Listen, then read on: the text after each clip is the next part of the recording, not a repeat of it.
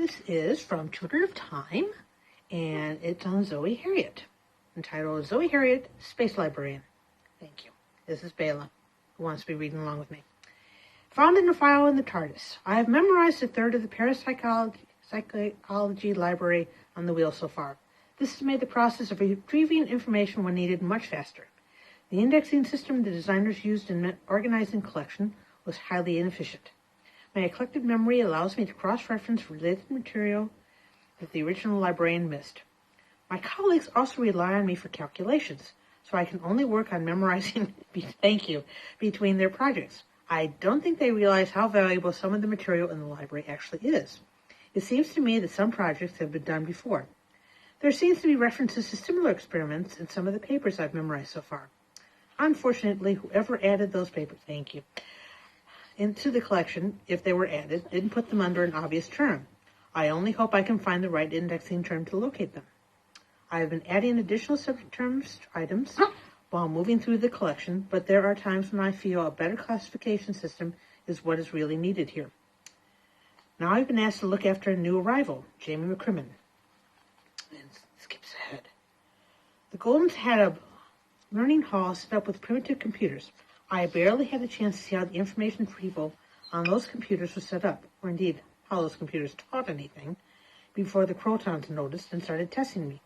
I do hope the Goldens were able to salvage something from those machines after the Crotons were destroyed. Skips ahead. Books have started appearing around the TARDIS. First was Gulliver's Travels, then a niche in the corridor.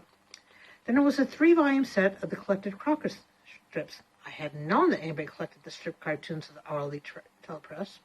On a shelf in my room I'd never seen before. Neither niche or shelf were there the following day.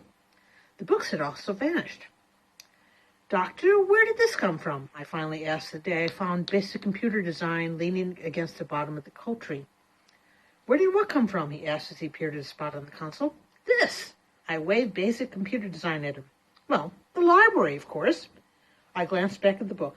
The TARDIS has a library? Of course it does, Zoe. He pulled a spotted handkerchief out of his pocket and dusted off the console. Where is it? He shook out the handkerchief and pocketed it, then stopped and looked at me kindly. That's right. You're a librarian. I'll show you sometime. If you don't find it yourself. He waved a hand as he left the console room. Or ask Jamie. Jamie? Jamie knows where the library is? Jamie did not know where the library was. He said he did, but we ended up outside a small room containing brooms and mops and buckets. I thought it was here, he said. It was here the last time I found it. He could tell I didn't believe him. There were books, shelves and shelves of them, bound with leather or paper or some hard, shiny thing. He looked up and down the corridors, expecting to find another door. Well, all these corridors look alike. I didn't find the library that day. Skips ahead. Today, the TARDIS landed in a side reading room of what the doctor called a galactic library. There were books of all types, books of paper, both hardbound and paperback, cases of knotted strings, racks of paper scrolls, and filmy sheets, tiny crystals and multicolored marbles. I wandered from room to room, marveling at all the types of format and the different ways books could be read. I met a feathered being in one room who demonstrated the hollow books, small squares, which projected a 3-dimensional image of the contents, which could be words or beings acting out scenes.